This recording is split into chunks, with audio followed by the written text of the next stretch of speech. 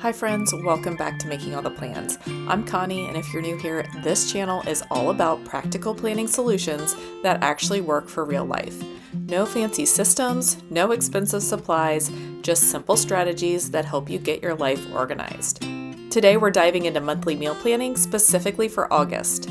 I know many of you might already do weekly meal planning, but I'm going to show you why planning a whole month ahead can be a total game changer, especially during busy seasons like back to school. I personally have two kids heading into their freshman and senior years, both playing high school soccer.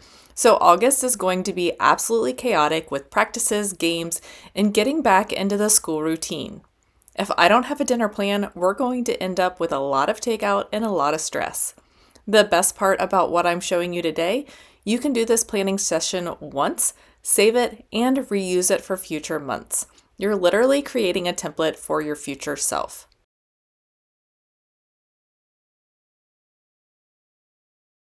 So why do monthly meal planning instead of just weekly meal planning? Here's what I've discovered. First, it reduces decision fatigue. Instead of standing in my kitchen at 5 p.m. every single day wondering what's for dinner, I already know. Instead of scrambling every Sunday to figure out the week's meals, I've already done the thinking. Second, it's actually more flexible than you think. I'm not locked into making a specific meal on a specific day. I'm creating a pool of meals that I can shift around as our schedule changes. Soccer game get added to the schedule, move up one of the crockpot options. Busy Tuesday, I've got my prepared freezer options I can grab. Third, it makes grocery shopping so much easier. I can see patterns, like I'm making chicken 3 times this week, so I should make a Costco run to buy it in bulk, or if ground beef is on sale, I can pick up some extra and prep meals for later in the month and have it ready to go in the freezer. And finally, it saves money. When you plan ahead, you're not making impulse purchases or throwing away food that went bad before you could use it.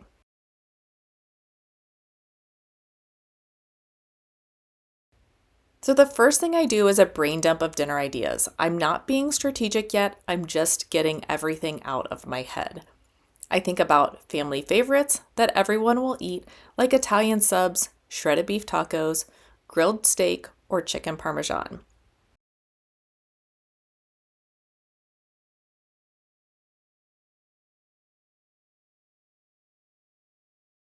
I also think of meals that use similar ingredients so I can prep efficiently, such as hamburgers, meatloaf, meatballs, or pasta bake. Don't forget to throw in some crock pot meals. We use those for home soccer game days, such as Italian beef sandwiches, sloppy joes, a crock pot chicken parm pasta, and then some soups that we'll probably save for the fall. Then I'll list out some meals that can easily be made ahead and eaten in shifts, like chicken salad, stuffed shells, and lasagna. Then I think of quick options for busy nights, like ham or Hawaiian beef sliders. Unfortunately, sometimes that means grabbing frozen prepared foods like orange chicken or taquitos, but I also try my best to throw in some fruits and vegetables with those meals. And then for away game nights, I make sure the kids eat before their game, but usually the three of us not playing in the game tend to fend for ourselves and grab leftovers, have a bigger lunch, or whip up our own quick meal. My daughter's go-to is a quesadilla. I usually grab a high-protein microwave meal, and then whenever the kid who played gets home from soccer, they get second dinner. Not ideal, but necessary. So I probably came up with about 20 meal ideas. Don't worry about having too many. You want options. Now, here's a pro tip that's going to save you so much time in the future. Save this list. Put it in your planner, take a photo of it, type it in your notes app, whatever works for your system. This brainstorm list becomes your master meal list that you can pull from every single month. You'll never have to start the brain dump from scratch again. You can always add new meals to it as you discover them, but having this foundation means next month's planning session just got that much easier.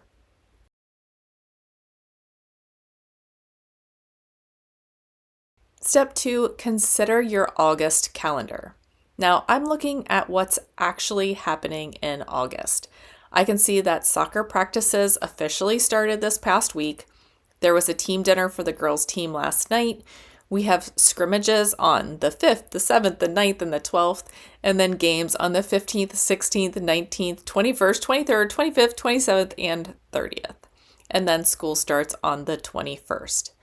Other than telling me that this is going to be a crazy start to the school year, I can also figure out meals for practice nights that will probably need to be eaten in shifts, crock pot or pre-prepared options for game days, and then, of course, those on-hand high-protein options for my growing athletes.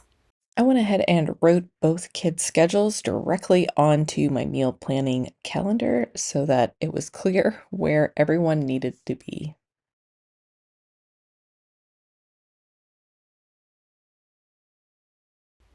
Step 3 is to create your monthly meal calendar.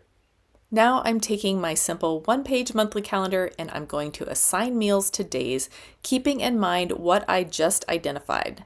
I will be jumping around and filling in the meals I think will fit best on certain days. Starting with the weekends without soccer, I'm going to add the more time-intensive meals or those that would really be better if we were together, like chicken and sausage, grilled steak, chicken parm, ribs, chicken wings, and crab legs. For those other weekend days, everyone will kind of just be left to eat on their own. This may include takeout, leftovers, a bigger breakfast, and a late lunch, or prepared frozen food that just needs to be reheated. As of now, we only have one Monday game, and I usually work at home, which makes meal prep easier. So on Mondays, we'll do Italian subs one night, shredded beef tacos another, lasagna one night, and then ham sliders. All things that can be eaten in shifts if my daughter wants to go to bed early and my son isn't quite ready to eat when he gets home from practice. Since Tuesdays typically are conference game nights, we will focus on leftovers, and the one non-game night we'll do a crock-pot sloppy joe since that is one of my in-office days. On Wednesdays, again, we only have one game, so I'll make the focus ground beef. I'll either stop at Costco or pick up some ground beef on sale if possible. We'll do hamburgers the first week because we don't like burgers once they've been frozen. Then I'll prep meatballs, meatloaf, and pasta bake all for the freezer. Thursdays frequently have games, so we'll do things I can mostly prep ahead of schedule, like stuffed shells, lasagna, chicken salad, and crock-pot chicken parm. Don't forget to double and freeze things like stuffed shells and lasagna. Then on Fridays, we'll just do some family favorites. My son doesn't mind reheating, so we'll stick to sandwiches that are easy to reheat the meat and then build a sandwich so it feels a little bit made to order for him. Our favorites include Hawaiian beef sliders, Philly cheesesteak, and the Pioneer Woman's Marlboro Man sandwich. See how this is coming together? I'm creating a framework, not a rigid schedule.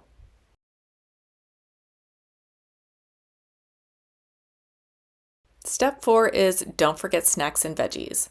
I usually only plan meals out for dinner. Then I have options on hand for breakfasts and lunches.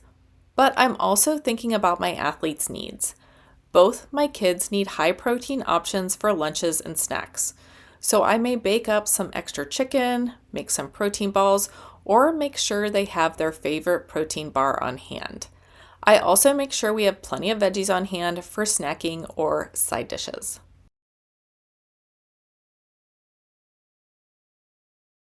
Now let me show you how this connects to weekly planning, because this is where the magic happens.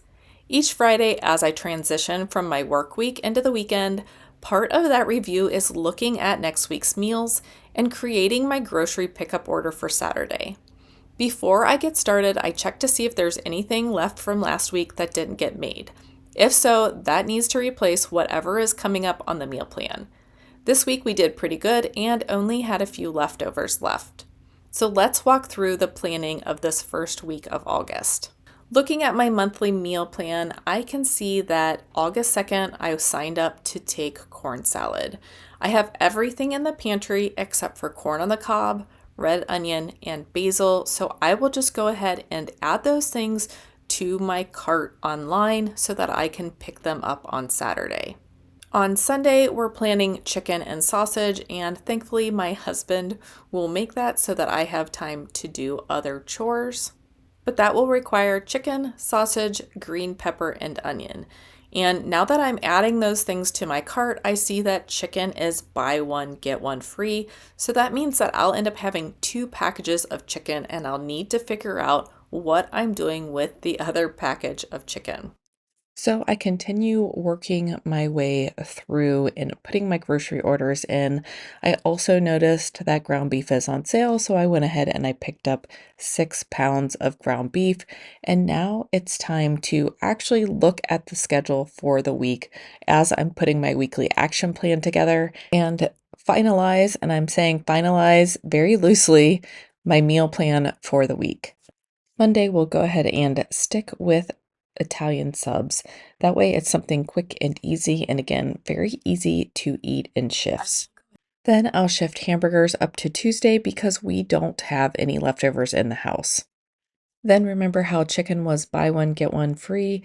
We'll go ahead and do chicken and rice on Wednesday in order to use up the rest of that chicken that I put in my grocery order. Moving on to Thursday, I will go ahead and prep stuffed shells on Wednesday so that on Thursday, again, we can eat in shifts. The kids will probably eat in the afternoon. It'll probably be a late lunch for them. And then my husband and I will eat whenever we get a chance. Friday will be out. My daughter and I have a soccer outing. I don't know what the boys will do, but they can figure something out, and there should be leftovers by then. On Saturday, I will slide the Hawaiian beef sliders from Friday over, and again, we will eat those in shifts in between soccer games. And then the plan is to have steak on Sunday, but I will come back and revisit all of this as I put in my grocery order on Friday to pick up on Saturday. So as I was putting in our grocery order, I did realize that chicken was buy one, get one. So I shifted the meal plan up so that we were having chicken twice this week. I also discovered that hamburger was on sale.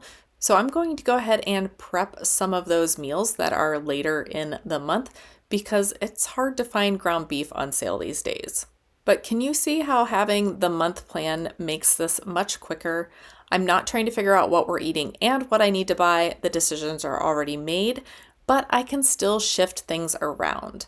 I also add in snack items for my athletes, Greek yogurt, string cheese, nuts, protein bars, and then I schedule my grocery pickup for Saturday morning.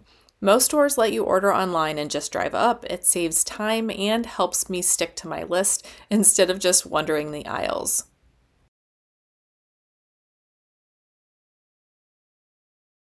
Now let's talk about flexibility, because I know what you're thinking. What if something changes? This system is actually super flexible. If we end up going out to dinner instead of making our planned meal, I just shift everything back a little bit. If I start having a hard time sticking to the schedule, I will reduce the number of meals I'm buying ingredients for each week and just have more prepared options on hand. It's just the season of life we're in. The goal isn't perfection. The goal is having a plan so you're not starting from zero every single day. Some additional troubleshooting tips. If you forget to take something out of the freezer, have some other quick options on hand. Stir fry with lots of vegetables, chicken nuggets with some carrots or a can of peas, grilled cheese and tomato soup. And then if you start seeing food waste, don't beat yourself up, just reduce the number of meals you plan at once.